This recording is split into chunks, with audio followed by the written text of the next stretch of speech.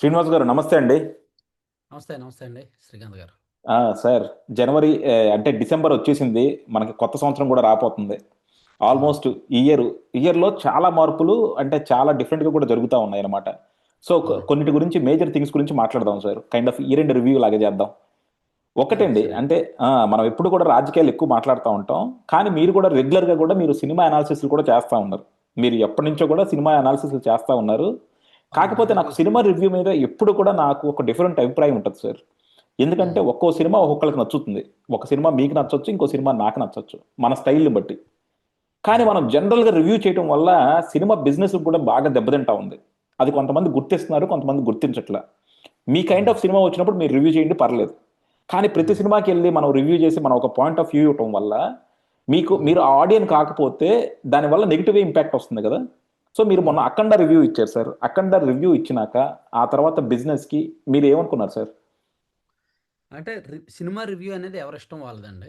ఉమ్, maybe ఒకవేళ కోర్టులో ఎవరో మీరు రివ్యూ ఇవ్వకూడదు అని చెప్తే చట్ట ప్రకారం తప్పు అని చెప్తే ఆపేస్తారేమో తప్ప. ఉమ్, ఎందుకంటే ఇప్పుడు రూ. 100, 200, 600, రూ. 1000 టికెట్ పెట్టి కొనుక్కున్న వచ్చిన తర్వాత బాగుందో లేదో చెప్పొచ్చు. ఉమ్, అది ఓపెన్‌గా అయినా చెప్పొచ్చు. ఎవరైనా ఇప్పుడు మన ఫ్రెండో, మన ఇంటోళ్ళో అడుగుతారు బావుందా లేదా అని చెప్తాం గదా! అవును. అలాగే మనకు ఛానెల్ ఉంది కాబట్టి ఓపెన్‌గా చెప్తాం. ఒకవేళ చట్టబద్ధంగా అది తప్పు అని కోర్టులు ఆర్డర్ ఇస్తే అప్పుడు మానేస్తారు. ఉమ్, అది ఈ చట్టబద్ధంగా అయితే తప్పు కాదు. ఎందుకంటే మేము వెళ్లి టికెట్ కొనుక్కొని వెళ్లి చూస్తున్నాము. టికెట్ ఉమ్, కొనుక్కుంటున్నాము. రేపు పొద్దున్న మిగిలినోళ్ళ టికెట్ సేవ్ చేయాలిగా! ఉమ్, బావుందా లేదో బాగుందనుకోండి మళ్ళీ మళ్ళీ ఎళ్ళమని చెప్తాం. ఇప్పుడు నేను ఈ సంవత్సరంలో చూసుకుంటే 'కన్నప్ప' సినిమా లాస్ అయింది. 'హరిహర వీరమల్లు' రివ్యూ చేసినప్పుడు చాలామంది నన్ను విమర్శించారు. ఆ సినిమా చాలా లాస్ అయింది. ఉమ్, ఫెయిల్ అయింది. కానీ 'పవన్ కళ్యాణ్' గారి ఫ్యాన్స్ నన్ను బాగా టార్గెట్ చేశారు. నువ్వు నువ్వు మెగా ఫ్యామిలీకి వ్యతిరేకం అది ఇదని. ఆ తర్వాత 'ఓజీ' రివ్యూ చేశా. 'ఓజీ' రివ్యూ నేనే 'ఓజీ' 2, 3 సార్లు చూసాను. బావుందని చెప్పాను. అండ్ దానికి కలెక్షన్స్ మాక్సిమం బానే వచ్చాయి డబ్బులు. 'అఖండ 2' యాక్చువల్లీ నాకు నచ్చలేదు. నేను రివ్యూ ఇచ్చాను. ఆ తర్వాత రిజల్ట్ కూడా నేను అబ్జర్వ్ చేశా. కలెక్షన్స్ ఎలా ఉన్నాయి, వేరే రివ్యూస్ ఎలా ఉన్నాయనేది కూడా నేను చూసా. రివ్యూస్ మాక్సిమం ఎక్కువ సినిమా రివ్యూస్ నేషనల్ మీడియా వాళ్ళు ఇక్కడ చూసినా ఎక్కడా కూడా పాజిటివ్ అయితే రాలా 'అఖండాకి'. పాజిటివ్ రివ్యూస్ నేను చూసిన ఫాలో అయ్యే 10లో 8 చోట్ల నెగెటివ్ రివ్యూసే వచ్చాయి. మీరు రెడిట్ చూసినా, రెడిఫ్ చూసినా అటువంటి అంటే చోట్ల ఒకటి, మనం ఈ రోజు ఆల్మోస్ట్ 15 రోజు అండి. ఈ రోజు కూడా అఖండ బిఎంఎస్ లో ట్రెండింగ్ ఉంది. చాలా బీసీ సెంటర్స్ లో వాటిలో కూడా కాన్స్టెంట్ ఫ్లోస్ ఉన్నాయి. అంటే ఇన్ని సినిమాలు ఉన్నా కూడా. అంటే కొన్ని చోట్ల తీసేశారు. కొన్ని చోట్ల లాస్‌లో ఉందిలెండి. ఇప్పుడు ఆ సినిమా గురించి మాట్లాడడం అనవసరం. ఆహా, యాక్చువల్లీ చాలా అంటే అంటే నేను ఈ మధ్య ఒకటండి కాలంలో నెగిటివ్ రివ్యూల వల్ల, అంటే నిజంగా ప్రేక్షకులకు బాగా అభిమానించి సినిమా నెగిటివ్ రివ్యూ వల్ల దెబ్బతింది అంటే మాత్రం అఖండ అనమాట. ఎందుకంటే లేదు ఆల్రెడీ కాదు. ఓవర్సీస్ మార్కెట్ ఒకటి బాగా దెబ్బతింది, ఇండియాలో మీరు మాత్రం. ఒకటి అర్థం చేసుకోవాలండి. రివ్యూస్ వలన సినిమాలు బతకవు లేదా ఫెయిల్ అవ్వండి. ఇప్పుడు ఆ, 'ఆంధ్ర కింగ్' సినిమా ఒకటొచ్చింది. 'ఆంధ్ర కింగ్' తాలూకా సినిమా. అది 'రామ్' హీరో. సినిమాకి పాజిటివ్ రివ్యూస్ వచ్చాయి. మాక్సిమం ఎవడెళ్లి చూసినా పాజిటివ్ రివ్యూనే ఇచ్చారు. కానీ సినిమాకి డబ్బులు రాలేదుగా. Cinema flop. సినిమాకి అస్సలు డబ్బులు రాలా. తీసేశారు. సో, రివ్యూలు పాజిటివ్‌గా వచ్చినంత మాత్రాన సినిమాని బతికించలేవు. అంటే రివ్యూలు నెగెటివ్‌గా వచ్చినంత మాత్రాన సినిమాని చంపేయవు. అది అంటే అది నాకు నాకు ఇక్కడ కూడా డిఫరెంట్ ఒపీనియన్ ఉందండి. ఆంధ్ర కింగ్ తాలూకా కూడా మీరు చూసుకుంటే హ్మ్. రివ్యూలు చాలా మంది కొన్ని కిండల్ రివ్యూలు కూడా చేసిన వాళ్ళు ఉన్నారు ఆంధ్ర కింగ్ తాలూకాని. హ్మ్. అంటే ఆ, పెద్ద పెద్ద మేజర్ వెబ్‌సైట్‌ల్లో మాత్రం పాజిటివ్సే వచ్చాయి. ఉహు, పాజిటివ్ రివ్యూనే వచ్చింది. ఆ సినిమా ఫీడ్‌బ్యాక్ పాజిటివ్‌గానే వచ్చింది. నేను రివ్యూ చూసాక నేను ఆ సినిమాకెళ్ళా. ఉహు. బావుంది కదా అని. బావుందా లేదంటే చూస్తే సినిమా బానే ఉంది. అబోవ్ యావరేజ్ బానే ఉంది. డబ్బులొస్తాయి అనుకున్నాం గానీ డబ్బులు అస్సలు రాలా. కంప్లీట్ ఫెయిల్ అయింది. ఆ సినిమా ఫ్లాప్ అయింది. కొనుక్కున్నోళ్ళందరూ లాస్ అయ్యారు. సో, ఇక్కడేంటంటే మనం రివ్యూకొచ్చేసరికి నేను సగటు ప్రేక్షకుడి కోణంలో చూస్తా. సో, నేను 'ఓజీ' సినిమా చూసాను, నచ్చింది. కానీ ఆ సినిమా ఏంటంటే ఇవ్వాల్సిన రేట్ కంటే ఎక్కువ రేట్‌కి ఇవ్వడం వల్ల చాలా చోట్ల డబ్బులు రాలా. ఈవెన్ ఇప్పటికి కూడా ఒంగోలులో కొనుక్కున్న డిస్ట్రిబ్యూటర్ 'ఓజీ' సినిమా కొనుక్కున్న డిస్ట్రిబ్యూటర్స్ లాస్ అయ్యారు. అండ్ కృష్ణా జిల్లాలో లాస్ అయ్యారు. అండ్ పశ్చిమ గోదావరిలో లాస్ అయ్యారు. తూర్పు గోదావరిలో కాస్త ఒక 25,00,000, 30,00,000 బెనిఫిట్ వచ్చింది. అక్కడ 13.5 కొన్నారు. ఒక 25,00,000 ఎంతో బెనిఫిట్ వచ్చింది. అంటే కొన్ని చోట్ల బెనిఫిట్, కొన్ని చోట్ల లాస్ అయ్యారు. ఓజీకొచ్చేసరికి. అఖండాకొచ్చేసరికి ఏంటంటే కెపాసిటీ బాలకృష్ణ గతంలో బాలకృష్ణ గారి హిట్లు చూసుకుంటే 'డాకు మహారాజ్' గాని, 'అఖండ' గాని, 'వీరసింహారెడ్డి' గాని, 'భగవంత్ కేసరి' అవన్నీ కూడా మాక్సిమం కలెక్షన్స్, మాక్సిమం గ్రాస్ ఎంతొచ్చిందో, మాక్సిమం షేర్ ఎంతొచ్చిందో దానికి మించిది ఎక్కువగా అమ్మేశారనమాట. సో, ఇప్పుడు ఆయన కెపాసిటీకి మించి అమ్మడం వలన మళ్ళీ మళ్ళీ రెండోసారి చూసేవాళ్ళు సినిమా హిట్ టాక్ వచ్చి అద్భుతంగా ఉంటే రెండోసారో మూడోసారో చూస్తారు. ఇప్పుడు నేను భగవంత్ కేసరి 3 సార్లు చూశాను నేను. నాకు బా నచ్చింది. వీరసింహారెడ్డి 2 సార్లు చూసా. అండ్ అఖండ 2 సార్లు చూసా. అంటే ఈ బాలకృష్ణ అంటే నేను సినిమా నచ్చితే 2, 3 సార్లైనా చూస్తా. ఫస్ట్ నేను వెళ్తా. నచ్చితే తర్వాత ఫ్యామిలీతో వెళ్తా. ఆ తర్వాత నేను సింగిల్‌గా వెళ్తా లేదా ఫ్రెండ్స్‌తో వెళ్తా. అలా చూడడానికి నేను ఏమాత్రం వెనకడుగేయను. సో, ఇక్కడ సినిమా నచ్చలేదనుకోండి ఎళ్ళరు. ఇప్పుడు నాలాంటి సగటు ప్రేక్షకులు ఏంటంటే, సినిమా బావుంటే చూస్తారు. బాగోకపోతే చూడరు. కాబట్టి ఈ సినిమా 'అఖండ 2'కొచ్చేసరికి స్టిల్ ఇప్పటికి చాలా చోట్ల లాస్‌లోనే ఉంది. అది ఓవరాల్‌గా కూడా రికవరీ అయితే ఉండదండి. నేను పర్టిక్యులర్‌గా డిస్ట్రిబ్యూటర్లతో మాట్లాడి ఏరియా వైస్ చెప్పమంటే చెప్పగలను. అంటే కానీ నే అది ఓపెన్‌గా మనం ఇప్పుడే చెప్పకూడదు. ఆహా! అదే ఇంకా రన్నింగ్‌లో ఉంది కాబట్టి. ఎగ్జాక్ట్‌లీ. ఇప్పుడు ఇదే ఆ! పాయింట్ రివ్యూవర్లు ఎందుకు ఫాలో అవ్వట్లా? ఈరోజు ఇప్పుడు మీరు చెప్తున్నారు కదా! బిజినెస్ రన్నింగ్‌లో ఉంది. ఇప్పుడు ఓపెన్‌గా చెప్పకూడదని. అంటే మరి సినిమా కలెక్షన్స్ సినిమా ఇప్పుడు రి సినిమా చెప్పకూడదా? రి అవునండి. సినిమా రివ్యూలు కూడా ఎందుకు అంత ఆవేశపడి ఇవ్వాల్సొస్తుంది అందరూ రివ్యూలు? నో. నో. సినిమా రివ్యూస్ ఆవేశపడేముందండి. ఇప్పుడు హ్మ్. సినిమాకి డబ్బులు పెడుతున్నప్పుడు బాగుందా లేదా చెప్పే రైట్ ఉంటదండి. అంటే డబ్బులు పెట్టి డిస్ చూస్తున్నప్పుడు అది డిస్ట్రిబ్యూటర్ డబ్బులతో సమస్య కదా! అది డిస్ట్రిబ్యూటర్‌కి ఉంటదండి. డబ్బులతో సమస్య కదండీ! డిస్ట్రిబ్యూటర్ కొనుక్కున్నాడు కాబట్టి ఆడికి ఏడవాలా, నవ్వాలా ఆడు చేసుకుంటాడు.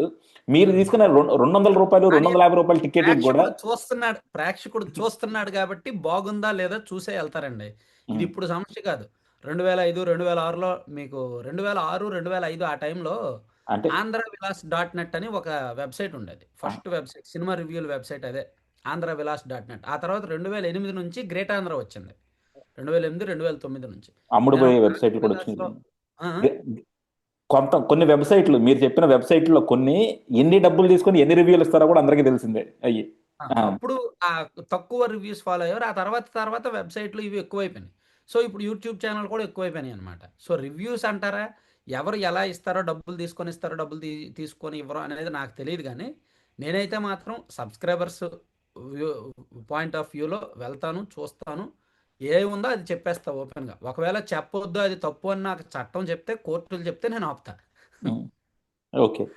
సరే అండి. అంటే సినిమా టాపికే మాట్లాడుతున్నాం గాబట్టి, ఇప్పుడు మనకి ఇంకోటి చాలా హాట్ టాపిక్‌గా జరుగుతుంది. 'శివాజీ అనసూయ' గారి ఇష్యూ అండి. ఎందుకంటే అవునండి. నేను ఫస్ట్ టైమ్ అనమాట. అంటే 'శివాజీ' గారు చెప్పిన మాటలు అందులో భావం కరెక్టే. కానీ 2 పదాలు వాడకుండా ఉండాల్సింది వాడి కొంచెం నెగటివిటీ తెచ్చుకున్నారనిపించింది. కానీ ఆ తర్వాత జనాల్లో చూసుకుంటే గూడా సోషల్ మీడియాలో కొంతమంది సపోర్ట్ చేస్తున్నారు. కొంతమంది విమర్శిస్తున్నారు. కానీ హ్మ్. జనాల్లో మాత్రం విపరీతంగా 'శివాజీ' గారికి కొద్దిగా సపోర్ట్ అయితే కనబడతా ఉంది. మనం కొద్దిగా కాదండి. నేను చాలా చోట్ల చూసా. హ్మ్. చాలా చోట్ల కామెంట్‌లు, ఫీడ్‌బ్యాక్ చూసాను. 99.9% ఆయనకు పాజిటివ్ కామెంట్‌లొస్తున్నాయి. హ్మ్. అంటే బట్టలేసుకోండి మీరు సరిగ్గా బట్టలేసుకోండి అని చెప్పడం ఆయన తప్పయింది. ఇప్పుడు రేపొద్దున మనం పిల్లలకి మంచి బుద్ధులు చెప్తామండి. సో, రేపొద్దున ఆ పిల్లోడు పెద్దోడయ్యాక నా ఇష్టం వచ్చినట్టు నేనుంటానంటే మనం ఊరుకుంటామా? పిల్లలు అలా ఊరుకోం కదా! అలాగే ఆయన స్ అల్ ఓ హీరోయిన్‌లకి అంతకుముందు ఒక 2 ఇన్సిడెంట్లు జరిగాయి కాబట్టి, ఇప్పుడు ఆమె ఎవరు 'నిధి అగర్వాల్' అండ్ 'సమంత' 'సమంత' గారు. వాళ్ళు ప్రైవేట్ ఈవెంట్‌కెళ్ళినప్పుడు వాళ్ళు ఇబ్బంది పడ్డారు కాబట్టి, వాళ్ళ డ్రెస్సింగ్ వలన చాలామంది ఇబ్బంది పెట్టారు కాబట్టి, ఆ ఇన్సిడెంట్‌లో ఆయన మైండ్‌లో ఉండి ఆయన ఒక సజెస్టివ్‌గా ఒక సలహా ఇచ్చాడు. మంచి బట్టలేసుకోండి అని. దానికి ఆయన కొన్ని ఉదాహరణలు కూడా చెప్పారాయన. 'సౌందర్య' గారు గతంలో ఇలా ఉండేవారు. ఇప్పుడు 'రష్మిక' అలా ఉంటున్నారు అని. సో, ఈవెంట్‌లకొచ్చినప్పుడు, పబ్లిక్ ప్లేసెస్‌కొచ్చినప్పుడు మంచి బట్టలేసుకోండి అని చెప్పడం ఆయన తప్పు కాదు. అయితే ఆయన వాడిన 2 వర్డ్స్ అభ్యంతరకరమే. సో, ఆ వర్డ్స్ అభ్యంతరకరము అని ఆయన ఓపెన్‌గా నెక్స్ట్ డే కూడా స్టేట్‌మెంట్ ఇచ్చాడు. ఇంక అక్కడితో వదిలేయొచ్చు. అపాలజీ గూడా జెప్పాడు. దానికి హ్మ్. అక్కడితో వదిలేయొచ్చు. ఆయన అపాలజీ చెప్పి ఆ 2 వర్డ్స్ మాత్రమే తప్పు వాడాను అని చెప్పాడాయన. అక్కడితో వదిలేయొచ్చు. కానీ మరి సోషల్ మీడియాలో ఉనికి కోసమో, లేదంటే తనను మర్చిపోతారనో, లేదా ఏదో ఒక కాంట్రోవర్సీ చేయాలని అనుకుంటారు గానీ, కొంతమంది ఊరికూరికే వాళ్ళకి సంబంధం లేని విషయాలను కూడా ఎక్కువ మాట్లాడతారనమాట. అలా అనసూయ గారు, చిన్మయి గారు మేబీ వాళ్ళకి చైతన్యం ఎక్కువుండొచ్చు, అభ్యుదయ భావాలు ఎక్కువుండొచ్చు, మహిళల సమస్యల మీద ఎక్కువగా రెస్పాండ్ అవ్వచ్చు. సో, అలాంటియన్నీ ఉన్నప్పుడు అన్ని సమస్యల మీద మాట్లాడితే బావుంటది. ఏదైతే పాయింట్ దొరికిందో, ఏదైతే అనవసరమో దాన్నే పట్టుకొని సాగదీయడం కరెక్ట్ కాదు. సో, ఈ విషయంలో అయితే మాత్రం ఎక్కడ చూసినా శివాజీ గారికే మద్దతొస్తుంది. Even yeah! సగటు కుటుంబాల్లో మహిళలు కూడా శివాజీ గారు మాట్లాడిన దాన్నే యాక్సెప్ట్ చేస్తారండి. అవును. మనం పబ్లిక్ టాక్స్‌లో చూస్తున్నాము. లేకపోతే మిగతా సోషల్ మీడియా కామెంట్స్ చూస్తున్నాము. అన్నిట్లో గూడా అవును. 'శివాజీ' గారికి యునానిమస్‌గా రెస్పాన్స్ ఒస్తుంది. సో, కొంతమంది అత్యుత్సాహులు ఉంటారు గదా! మన 'నాగబాబు' గారు గావచ్చు, లేకపోతే అవును. 'SKN' producer. అసలు అతను మాట్లాడిన అవును. మాటలు ఈరోజు ఏం మాటలండి? ఎందుకు మాట్లాడాలి? బట్టల సత్తిగాడా? ఆహా! సో, ఆయన బట్టల సత్తిగాడు అన్నప్పుడు ఈయన ఇంకో మాట అంటే ఏమవుతాడు? అవును. అంటే ఆ! ఈళ్ళందరూ ఈ సెన్సేషన్, కాంట్రోవర్సీ కేంద్ర బిందువులుగా ఉంటారండి. హ్మ్. వీళ్ళకి ఏదో ఆ సోషల్ మీడియా అలా తయారు చేసిందేమో వీళ్ళందరినీ కూడా. యాక్చువల్లీ కానీ శివాజీ గారు మాట్లాడింది 100% కరెక్టే. తప్పు కాదు. కానీ ఇక్కడ మీకు ఒకటి అర్థమవుతుంది సార్, అంటే ఎందుకో శివాజీ గారి మీద కొంచెం, అంటే ఒక చోట దొరికారు కాబట్టి ఒక ప్లాండ్ క్యాంపెయిన్ లాగా రన్ చేస్తున్నారేమో అనిపిస్తా ఉందన్నమాట. ఎందుకంటే ఆయన ఇప్పుడు ఎందుకని అనసూయ చెప్పారు? అనసూయ గారు ఒకరోజు ఏదో ఎవరో ఒక విలేకరు అడిగారు, అక్కడ చెప్పి ఆయన అక్కడ ఆమె అక్కడ వదిలేయచ్చు. కానీ అది అవును. కాకుండా ఆమె దాని మీద ఒక క్యాంపెయిన్ రన్ చేయటం, అలాగే అవును. మళ్ళా నాగబాబు గారు వచ్చి దానికి రెస్పాండ్ అవ్వటం, మళ్ళీ ఇంకొకళ్ళు వచ్చి చెప్పటం, ఒక గ్రూప్ ఆఫ్ పీపుల్ అంతా అవును. కలిపి శివాజీ గారికి వ్యతిరేకంగా ఒక క్యాంపెయిన్ లాగా రన్ చేస్తున్నారు. సో దీని వెనకాల ఏమన్నా అంటే కుట్ర ఉందా అని. ఉంటదండి. ఉంటది. సినీ రంగంలో మనకు బయటకు కనిపించని బొక్కలు చాలా ఉన్నాయి. అక్కడ కొంతమందిని పర్టిక్యులర్‌గా టార్గెట్ చేయడానికి కొన్ని ముఠాలు వర్క్ చేస్తా ఉంటాయన్నమాట. సో, అవకాశం దొరికినప్పుడు ఆ ముఠాలు వాళ్ళ ప్లాను, వాళ్ళ స్ట్రాటజీలు వర్కౌట్ చేస్తాయి. దానిలో భాగంగానే శివాజీ గారిని ఈవెన్ ఇందాక కూడా ఆయన అదే చెప్పారుగా. నా మీద కుట్రపూరితంగా కొంతమంది ప్లాన్ చేసి మరీ చేస్తున్నారని. అందులో 100% వాస్తవం ఉంది. ఎందుకంటే ఆయన మాట్లాడిన దాన్ని ఆ తర్వాత రోజే ఆయన పబ్లిక్‌గా, ఓపెన్‌గా అపాలజీ చెప్పిన తర్వాత వదిలేయొచ్చు. కానీ పనిగట్టుకొని వీళ్ళందరూ పదే పదే రెస్పాండ్ అవ్వడం మాత్రం ఒక ప్లాన్ ప్రకారమే, స్ట్రాటజీ ప్రకారమే జరుగుతోంది. అది దీనిలో రాజకీయం ఉందా? లేదా సినీ రంగంలో ఉన్న అంతర్గత వ్యవహారాల కారణమా? ఏంటనేది ఆహ్, కాలం సమాధానం చెప్తదింకా. ఓకే సార్, అంటే సార్? మీరు ఎప్పుడు కూడా న్యూస్ అన్ని ఫాలో అవుతూ ఉంటారు కాబట్టి రెగ్యులర్గా. So sir. ఒక చిన్న క్వశ్చన్ సార్, ఇప్పుడు మనకి పీపీపీ మోడల్లో ప్రైవేట్ గవర్నమెంట్ కాలేజెస్ ఉన్నాయి కదా, మెడికల్ కాలేజెస్. మెడికల్ అవునండి. కాలేజెస్ని ప్రైవేట్కి దారదత్తం చేద్దామని చెప్పి చంద్రబాబు నాయుడు గారు ప్లాన్ చేశారు. సో అవును. దాన్ని అంటే ఇనీషియల్గా ఎప్పుడైతే జగన్మోహన్ రెడ్డి గారు ఒక సిస్టమ్ని, ప్రైవేట్‌కి దారాదత్తం కాదులెండి. ప్రైవేట్‌కి దారాదత్తం అనేది చాలా పెద్ద వర్డ్ అది. అదే సి భాగస్వామ్య పక్షం అంటే అదే పార్ట్నర్‌షిప్‌గా ఇవ్వాలనుకున్నారంతే. అదే సి నేను ప్రైవేట్‌కి వైఎస్ఆర్సీపీ దారాదత్తం అంటే ప్యూర్ వైసీపీ అది తెలియని వాళ్ళు మాట్లాడే మాట. నేను వైఎస్ఆర్సీపీ లాంగ్వేజ్ లోనే వస్తున్నానండి, ఎందుకంటే నేను వాళ్ళ పక్షం. వెళ్ళరండి. ఆ, ఎందుకంటే వైఎస్ఆర్సీపీ ఎప్పుడైతే ఈ ఈ మెడికల్ కాలేజీలు ఆల్రెడీ అవును. అంటే kind of significant number of medical కాలేజీలు వైఎస్ఆర్సీపీ వాళ్ళు తీసుకొచ్చారు, 1 or 2 ఫంక్షన్ లో తీసుకొచ్చారు, మిగతా అండర్ కన్స్ట్రక్షన్ లో ఉన్నాయి. సో అవును. దాన్ని అప్పటికప్పుడు దాన్ని ఆపేసేసి పీపీపీ మోడల్లో ఏదో చేద్దామని చంద్రబాబు గారు చూసుకున్నారు.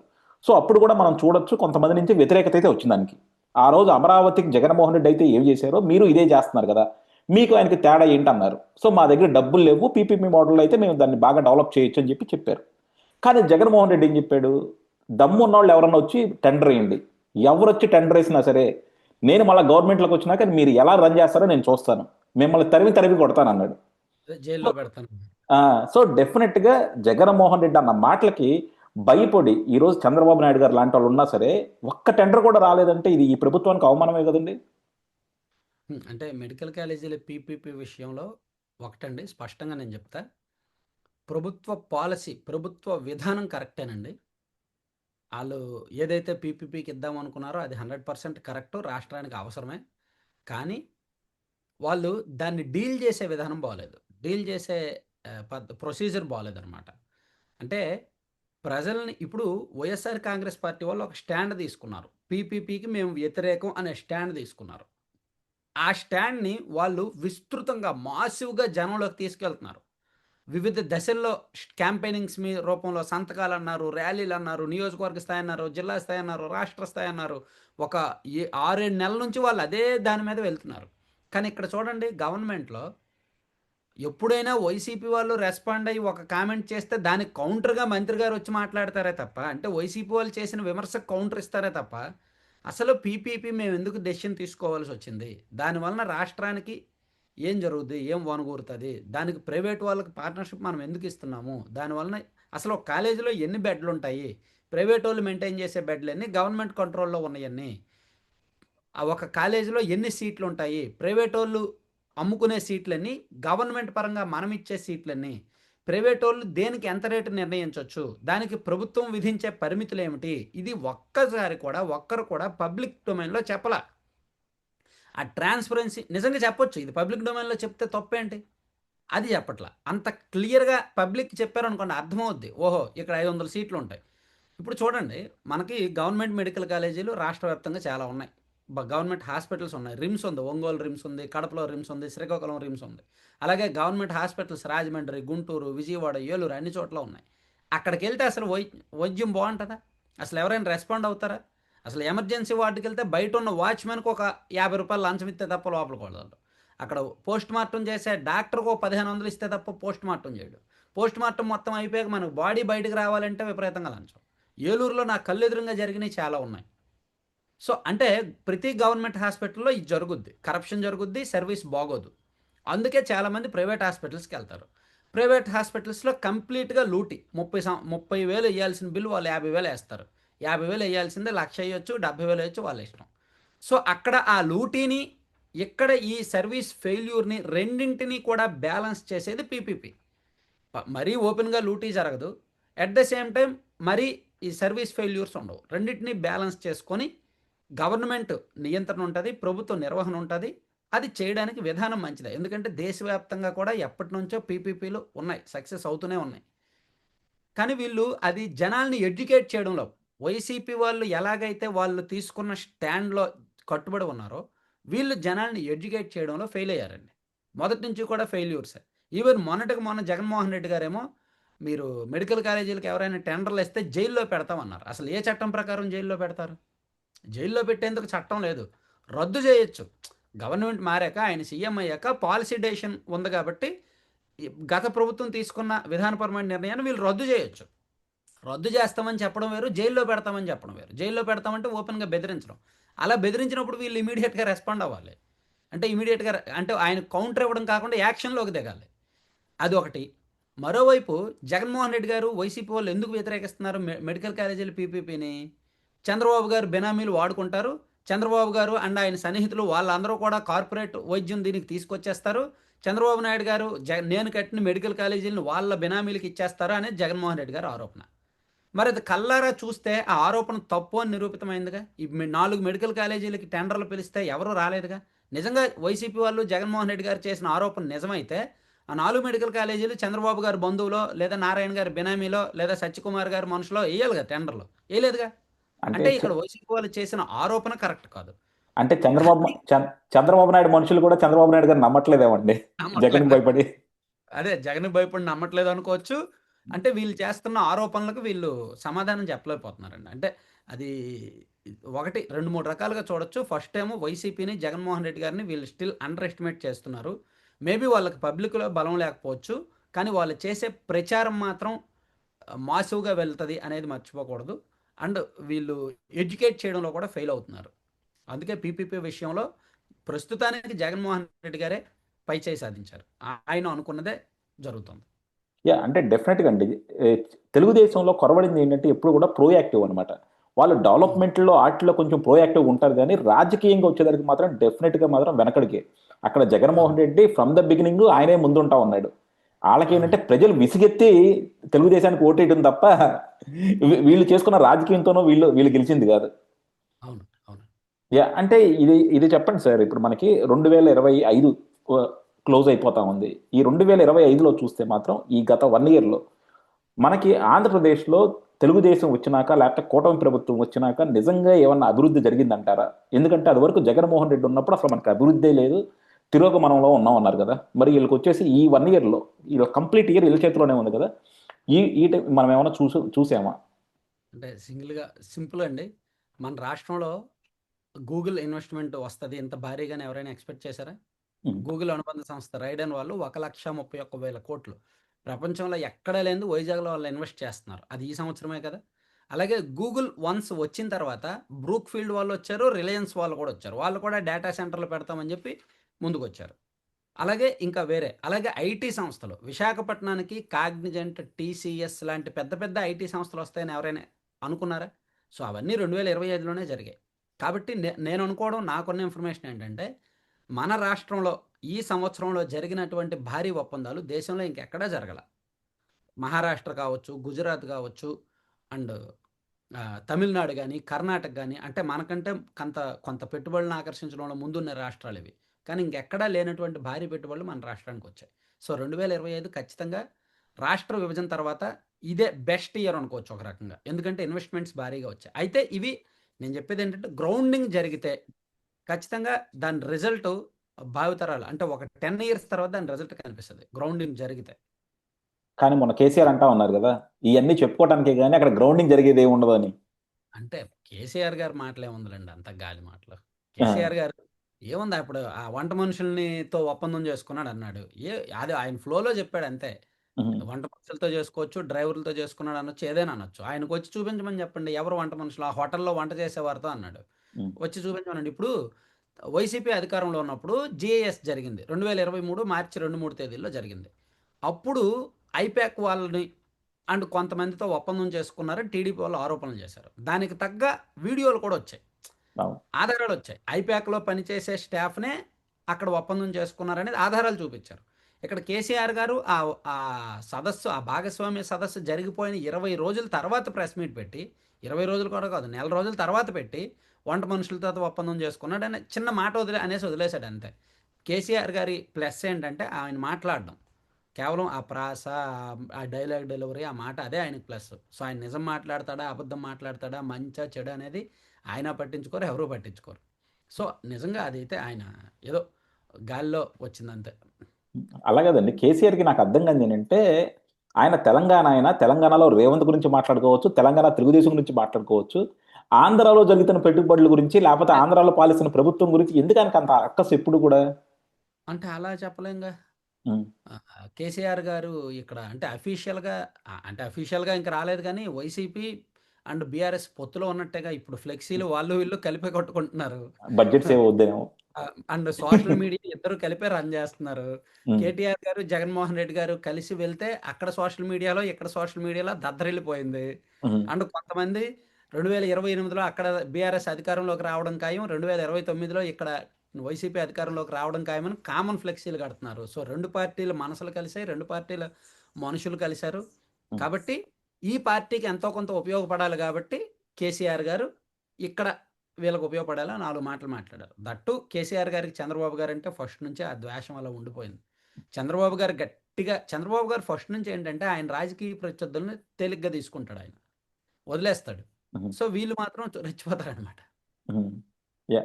కానీ ఏంటి సార్, ఇప్పుడు మీరు మాట్లాడే దాంట్లో ప్రతి దాంట్లో క్లారిటీ ఉంటుంది. అంటే డెఫినెట్గా మీకు రాష్ట్రంలో ఏం జరుగుతుంది, లేకపోతే ప్రజల మూడ్ ఎలా ఉంది, అలాగే నిజంగా ఎవరు అభివృద్ధి చేస్తున్నారు అన్నదంతా మీకు క్లారిటీ ఉంది. కానీ ఈ మధ్య మీ వీడియోస్, మీ అనాలిసిస్ చూస్తుంటే ఎక్కడో వైఎస్ఆర్సీపీ వచ్చేస్తుందేమో అన్న భావన కల్పిస్తున్నారండి ప్రజలకి. అవునా? ఒకసారి నేను చెక్ చేసుకుంటా. అంటే లాస్ట్ 10 వీడియోలు ఒకసారి చెక్ చేద్దాం. ఉమ్,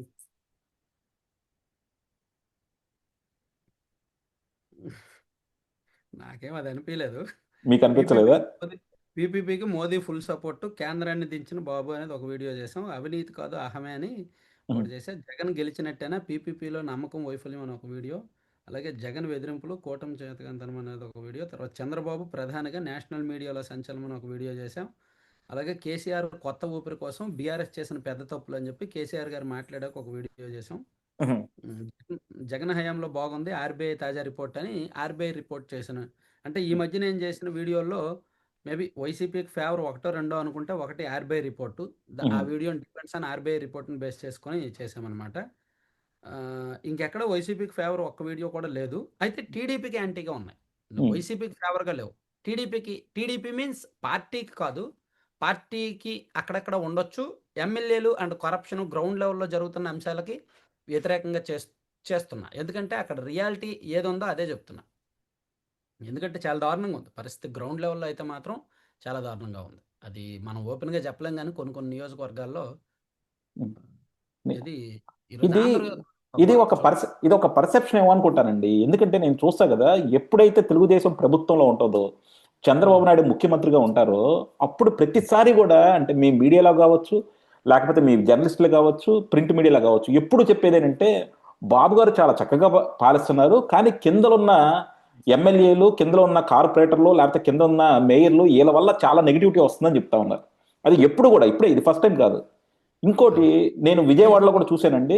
విజయవాడలో బోడే ప్రసాద్ గారి మీద ఎన్టీవీలో కావచ్చు, ఆర్టీలో కావచ్చు, ఒక క్యాంపెయిన్ లాగా కూడా రన్ అయింది అనమాట. కానీ నిజంగా చూసుకుంటే గ్రౌండ్ లెవెల్లో బాగా ఎక్కువ వర్క్ చేస్తుంది. అంటే నాకు తెలిసి బోడే ప్రసాద్ గారు బాగా వర్క్ చేస్తున్నారు.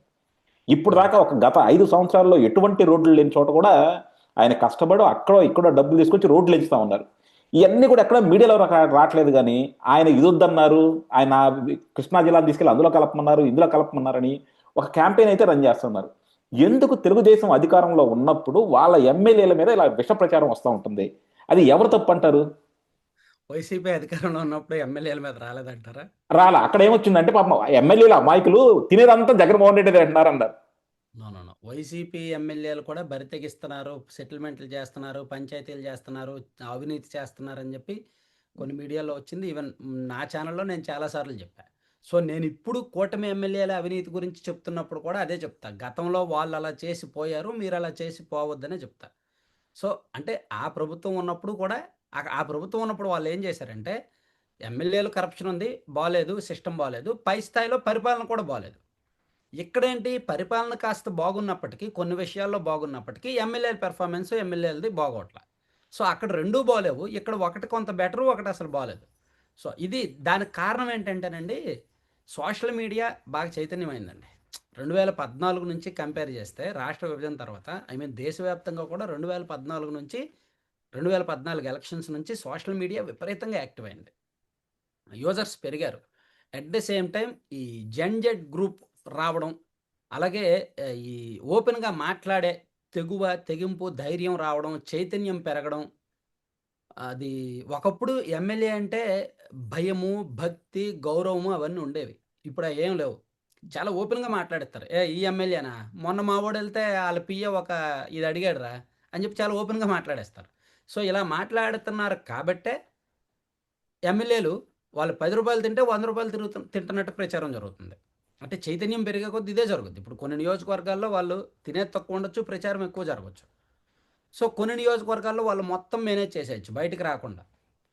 కొన్ని నియోజకవర్గాల్లో కొంతమంది ఎమ్మెల్యేలు పిఏలు చేయొచ్చు. ఈరోజు ఆంధ్రజ్యోతిలో ఒక వార్త వచ్చింది. ఆంధ్రజ్యోతిలో కృష్ణా జిల్లా ఒక ఎన్ఆర్ఐ ఎమ్మెల్యే పిఏ 10 కోట్ల అవినీతి చేశాడని. ఆంధ్రజ్యోతి అంటే టీడీపీ అనుకోవాలి పత్రిక. కృష్ణా జిల్లాలో ఉన్న ఎమ్మెల్యే టీడీపీ వాళ్ళు, ఎన్ఆర్ఐ ఎమ్మెల్యే అంటే ఇంకెవరు, గుడివాడ. సో ఆయన పిఏ 10 కోట్లు తినని ఆంధ్రజ్యోతిలో పెద్ద వార్త వచ్చింది. ఏ గనవరం కూడా అవ్వచ్చుగా. అది గుడివాడే అని అంటున్నారులే. ఓకే. గన్నవరంని ఎన్ఆర్ఐ ఎమ్మెల్యే అనరు.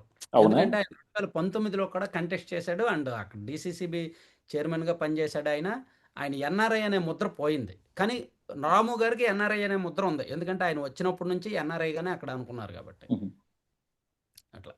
Yeah. సో ఇక్కడ అంటే పబ్లిక్లో చైతన్యం పెరిగింది. అట్ ద సేమ్ టైం ఎమ్మెల్యేలు కూడా కొన్ని చోట్ల కొంచెం చీప్గానే ఉంది. మరి మనం ఓపెన్గా చెప్పలేం, కానీ బాగా చీప్గా ఉంది. అది జనంలో చైతన్యం పెరిగి ఇలా డిస్కషన్ జరుగుతుందన్నమాట. ఓకే. ఇది ఎలా చూస్తారు సార్? మన ఛానల్లో మ్యాక్సిమం ఇప్పుడు ఈవెన్ ఈరోజు కూడా వైసీపీ విధానాలను వ్యతిరేకిస్తూ వైసీపీది ఒకటండి, వాళ్ళు ఇలాగే పార్టీని రన్ చేస్తే, టు బీ ఫ్రాంక్ ఓపెన్గా చెప్తున్నా, ఇలాగే పార్టీని రన్ చేస్తే వాళ్ళు ఎందుకు ఓడిపోయాము అని తెలుసుకోలేకపోతే ఇంకో 10 ఎన్నికలైనా వాళ్ళ అధికారంలోకి రాలేరు. రియలైజ్ అవ్వాలి, ఎందుకు ఓడిపోయామనేది తెలియాలి, ఎందుకు ప్రజలు ఓడించారనేది వాళ్ళు ఎడ్యుకేట్ అవ్వాలి. అది వాళ్ళు తెలుసుకోవట్లా. ప్రజా తీర్పు ఎందుకు వాళ్ళకి ఇలా వ్యతిరేకంగా వచ్చిందనేది వాళ్ళు ఫస్ట్ 2 పాయింట్లు. ఒకవైపేమో 2024లో ఎందుకు ఓడిపోయాం, ఇంకోవైపేమో వచ్చే ఎన్నికల్లో గెలవాలంటే ఏం చేయాలి, ఎందుకు గెలవాలి, ఈ రెండింటిని వాళ్ళు డిఫరెంట్ రాసుకోవాలి. ఆన్ పేపర్ రాసుకుంటే వాళ్ళకు వాళ్ళు ఎడ్యుకేట్ అవుతారు. కానీ అంత వ్యవస్థ వాళ్ళ దానిలో లేదు, అంత అవసరం కూడా వాళ్ళకు, అంత డెమోక్రటిక్ కూడా లేరంటారు వాళ్ళు. ఆ విధానం కూడా వాళ్ళకి లేదు. వాళ్ళదంతా కూడా మావాడు ఏం చెప్తాడు, ఈరోజు ఏం స్క్రిప్ట్ వస్తుంది అదేం మాట్లాడతాము, ఈరోజు ఎవరిని తిడదాం, ఈరోజు ఎక్కడ రప్ప ఫ్లెక్సీని కడదాం, అదే వాళ్ళకి అలవాటు అయిపోయింది అనమాట. ఆ ట్రెండ్, చెత్త ట్రెండ్ ఫాలో అవుతున్నారు. సో వాళ్ళు ఇదే ట్రెండ్ ఫాలో అయితే ఇంకో 10 ఎన్నికలైనా సరే అధికారంలోకి రారు, కష్టం. అంటే వాళ్ళు భయాన్ని నమ్ముకున్నారు సార్. అంటే మనం అవుననుకున్నా కాదనుకున్నా సరే వైఎస్ఆర్సీపీ ఎప్పుడు నమ్ముకుంది అంటే భయాన్ని, ప్రజల్లో ఒక భయభ్రాంతులు వాళ్ళకి మైనస్ చేస్తుందండి, అదే మైనస్ చేస్తుంది. నిజానికి ఆ పార్టీలో మంచి లీడర్స్ ఉన్నారు, ఆ పార్టీలో ఎడ్యుకేటెడ్ లీడర్స్ ఉన్నారు, మంచి లీడర్స్ ఉన్నారు, మాస్ ఇమేజ్ ఉన్న లీడర్స్ ఉన్నారు, మంచి విధానపరంగా ఆలోచించే లీడర్స్ ఉన్నారు. కానీ దురదృష్టవశాత్తు ఆ పార్టీ పై లెవెల్ స్ట్రక్చర్ బాగాలేదో, కింద లెవెల్ స్ట్రక్చర్ ఆలోచన బాగాలేదో, కానీ ఆ పార్టీ విధానం అయితే బాగాలేదన్నమాట. సో అందుకే చాలా వరకు ఇలా మిస్ గైడ్లో వెళ్తోంది. అందుకే మీరు అన్నట్టు భయాన్ని నమ్ముకున్నారు, ఫేక్ ప్రచారాలను నమ్ముకున్నారు, బెదిరింపులను నమ్ముకున్నారు. ఓకే. అంటే ఈ 2025లో అంటే మనకి చూసాం కదా, ప్రతిపక్ష నాయకుడిగా జగన్మోహన్ రెడ్డి గారు కంప్లీట్గా ఉన్నారు. సో 2024 నుంచి ఉన్నారు అనుకోండి, బట్ ఈ ఇయర్ కంప్లీట్గా ఉన్నారు. సో ఈ ఇయర్లో ఆయనలో ఏమైనా మార్పు వచ్చిందంటారా? అంటే ఇప్పుడు మీరు చెప్తున్నారు వాళ్ళ పార్టీ ఇలాగే ఉంటే మళ్ళీ అధికారంలో రావడం కష్టమే అని, కానీ ఒక ప్రతిపక్ష నాయకుడిగా ఆయన ప్రజలకు ఏమైనా మేలు చేశారు ఈ 1 ఇయర్లో? ప్రతిపక్ష నాయకుడిగా అన్నాక ఫస్ట్ ఆయన ఒకటి 2025లో ఆయన పర్యటించింది అయితే ఏమీ లేదు. నాకు తెలిసి రైతుల దగ్గరికి వెళ్లారు. పొగాకు రైతుల దగ్గరికి వెళ్లారు, మామిడి రైతుల దగ్గరికి వెళ్లారు అండ్ ఫార్మర్స్ దగ్గరికైతే వెళ్లారండి కొన్ని చోట్ల. అంటే ఆయన పర్యటనలు చెప్తున్నా. ఒక 4, 5 చోట్ల జైలుకి అరెస్ట్ అయినప్పుడు జైలులో పరామర్శించడానికి జైలుకి వెళ్లారు. అండ్ ఇంకా కొన్ని చోట్ల వాళ్ళ కార్యకర్తల ఇళ్ళకు వెళ్లారు. సో, ఓవరాల్‌గా ఆయన ఈ సంవత్సరం మొత్తం మీద పబ్లిక్‌లోకి వెళ్ళిన ఈవెంట్‌లు ఒక 15, 16 ఉంటాయి. సో, దీన్ని బట్టి ఆయన ప్రతిపక్ష నేతగా సక్సెస్ అయ్యారా? ఫెయిల్ అయ్యారా? అనేది మనం ఆలోచించలేం. ఆయన ఎప్పుడైతే పబ్లిక్ ప్రోగ్రామ్స్ ఏమైనా పబ్లిక్ మీటింగ్స్ గాని, లేదంటే ఏమైనా బస్సు యాత్ర లాంటివి పెట్టి, అలాంటివి చేస్తే అప్పుడు పబ్లిక్ నుంచి వచ్చే రెస్పాన్స్ ఇదంతా చూసుకొని చెప్పాలి. కానీ వాళ్ళు ఏం చేస్తున్నారంటే వైసీపీ వాళ్ళు ఈవెన్ పబ్లిక్ రెస్పాన్స్ కూడా ఓపెన్‌గా తెలుసుకొనే ఇవ్వట్ల. వాళ్ళు ఒక మందన పెట్టేస్తారు. జగన్మోహన్ రెడ్డి గారు ఎక్కడికైనా వెళ్తే వాళ్ళు ఏది స్క్రిప్టెడ్ మంద ఉంటది పక్కన. సో, వాళ్ళ వలన నిజమైన అభిమానులు, నిజమైన జగన్మోహన్ రెడ్డి గారంటే ఎమోషనల్‌గా ఫీల్ అయ్యే నిజమైన వాళ్ళు ఎక్కడో దూరంగా ఉండిపోతారు. లేదంటే రారు. వీళ్ళు ముందుగా ఈ బ్యాచ్‌ని దించడం వల్ల. అది కూడా మేబీ అది మైనస్ కావచ్చు. ఈ సంవత్సరం అయితే మాత్రం ప్రతిపక్ష నేతగా విపక్ష నేతగా జగన్మోహన్ రెడ్డి గారు చేసిందేమీ లేదు. ఒకటి మెడికల్ కాలేజీల పీపీపీని వ్యతిరేకించారు. అది మంచి విధానమైనప్పటికీ వ్యతిరేకించారు. జనంలోకి తీసుకెళ్ళగలిగారు. అదే అంటే అది దానివల్ల ప్రజలకు ఉపయోగమా లేదా అన్నది మనం కూడా చెప్పలేం. అది ఎందుకంటే చెప్పలేం. చెప్పలేం. యా సో కానీ ప్రజలకు పనికొచ్చే పని అయితే ఈ సంవత్సరంలో ఆయన చేసిందంటూ ఏమీ లేదు. ఏది ఏం యా ఓ పార్టీకి పనికొచ్చేది కూడా చేయలేదండోయ్. ఓకే ప్రజలకే కాదు, పార్టీకి పనికొచ్చేది కూడా ఏం చేయలేదు ఆయన. అవునా ఆ ఏం పార్టీ పనికొచ్చేది? కూడా అదే కోరుకుంటుందేమో సార్. అందులో ఒక సినిమాలో ఉంటుంది కదా. పార్టీకి పనికొచ్చేదంటే ఏం చేయాలంటే ఆయన మీటింగ్ పెట్టినప్పుడు వాళ్ళని మోటివేట్ చేసేలా మాట్లాడడం మానేసి, స్టిల్ ఎన్నికలకు ముందు ఆయన ఏదైతే మనం 99% హామీలు నెరవేర్చామనే స్క్రిప్ట్ ఉంటదో, అదే స్క్రిప్ట్ మాట్లాడతాడు ఈయన. మనం 99% హామీలు నెరవేర్చాము. చంద్రబాబు మోసం చేస్తున్నాడు. అంటే మనం అది ఇచ్చాము. అన్ని హామీలు ఎన్ని హామీలు ఇచ్చారు? అసలు ఎందుకు ఓడిపోయాము? మనం గెలవాలంటే ఏం చేయాలి? అది కదా చెప్పాల్సింది. సో, అది చేయలేదు కాబట్టి పార్టీకి కూడా ఉపయోగపడదు. ఇలాగే వెళ్తే. ఓకే లాస్ట్గా సార్ అంటే క్లోజ్ చేసే ముందు ఒక క్వశ్చన్ సార్. నాకు అంటే చాలా మందితో మాట్లాడినప్పుడు అనిపించింది అనమాట. యాహ్! జగన్మోహన్ రెడ్డి 3 రాజధానులు అని చెప్పి 3 రాజధానులు అమరావతిని కొంచెం నలిఫై చేసేసి 3 రాజధానులు అని చెప్పేసి వైజాగ్, అమరావతి, ఇటు రాయలసీమలో కాన్సన్ట్రేట్ చేశాడని చెప్పారు. కానీ చంద్రబాబు నాయుడు చెప్పకుండా 3 రాజధానులని చెప్పకుండా జగన్మోహన్ రెడ్డి విధానాన్నే ఫాలో అవుతున్నాడు అని. ఎందుకంటే మనం ఈ రోజు దాకా చూసుకుంటే అమరావతిలో ఈయనొచ్చి 1.5 ఇయర్ అయినా సరే ఈ రోజు దాకా పెద్ద కన్స్ట్రక్షన్స్ జరిగిందంటూ ఏమీ లేదు. లేదంటే పెద్దగా అక్కడ ప్రోగ్రెసివ్ మనకి ఏదైనా కనపడింది లేదు. కంపెనీలు వచ్చింది లేదు. మనం చూసుకుంటే ఇందాక మీరు చెప్పారు గొప్ప గొప్ప ఇన్వెస్ట్మెంట్లన్నీ వైజాగ్ వచ్చినాయి. అలాగే మనకు అవును. కొన్ని రాయలసీమకు ఉన్నాయి. కానీ ఈ రోజు కూడా అమరావతి రైతులు ఎవరైతే పోరాడారో, ఎవరైతే తెలుగుదేశంకి వెనుదనుగా నిలబడ్డారో వాళ్ళకి బాబు గారు వచ్చి 1.5 ఇయర్ అయినా సరే వాళ్ళకి ఏమీ చేసింది లేదని వాళ్ళలో చాలా అసంతృప్తి కూడా ఉన్నదన్నది అయితే మనం వింటా ఉన్నాం కదండి. అది మీ నోటీస్ దాకా ఏమన్నా వచ్చిందా? లేదండి. అంటే మీరు ఈ మధ్య చదివారో లేదో రాష్ట్రాన్ని 3 జోన్‌లుగా విభజిస్తున్నారు. అందులో 3 ఎకనామిక్ కారిడార్‌లుగా విభజిస్తున్నారు. అందులో వైజాగ్ ఒకటుంది, అమరావతి ఉంది అండ్ రాయలసీమ ఒకటుంది. తిరుపతి ఒకటుంది. సో, ఇందులో ఈ 3 జోన్‌లో దేనికది ప్రత్యేకం. ఇప్పుడు అక్కడ రాయలసీమ ప్రాంతం వచ్చేసరికి ఎలక్ట్రానిక్ అండ్ సోలార్ దానికి సంబంధించి. అండ్ అమరావతి వచ్చేసరికి స్పేసు, డిఫెన్సు దీనికి సంబంధించి. అండ్ విశాఖపట్నం వచ్చేసరికి ఐటీ దాని రిలేటెడ్ అనమాట. సో, ఇక్కడ దేనికది సెపరేట్‌గా వాళ్ళకొక ప్లానింగ్ ఉంది. ఆ ప్లానింగ్ అది డాక్యుమెంట్ అది నేను చదివాను. చాలా పర్ఫెక్ట్‌గా ఉంది. ఇదంతా కూడా అమరావతి రాజధాని అంటే విశాఖపట్నానికి ఐటీస్ వస్తున్నాయి. ఆ ఐటీ అమరావతి ఎందుకు రావు అని మీకు అడగొచ్చు. అమరావతి స్టిల్ ఇంకా పూర్తి డెవలప్ అయిన సిటీ అయితే కాదు. అక్కడ కన్‌స్ట్రక్షన్స్ జరగాలి. చాలా టైం పడుద్ది. సో, అమరావతి కన్‌స్ట్రక్షన్ అంతా జరిగిన తర్వాత ఐటీలు రావడానికి వాళ్ళు ఈలోగా ఎక్కడికైనా వెళ్ళిపోవచ్చు. వాళ్ళకి అదే విశాఖపట్నం అనుకోండి ఆల్రెడీ ఎస్టాబ్లిష్డ్, డెవలప్డ్ బావుంటది. అక్కడ ఇన్‌ఫ్రాస్ట్రక్చర్ డెవలప్‌మెంట్ బావుంది. రోడ్లు బావున్నాయి. అండ్ వ్యూ బావుంటది. వాళ్ళు అక్కడ స్టే చేయడానికి ఐటీ సెక్టర్ ఎంప్లాయీస్ స్టే చేయడానికి మంచి లైఫ్ స్టైల్ బావుంటదనమాట.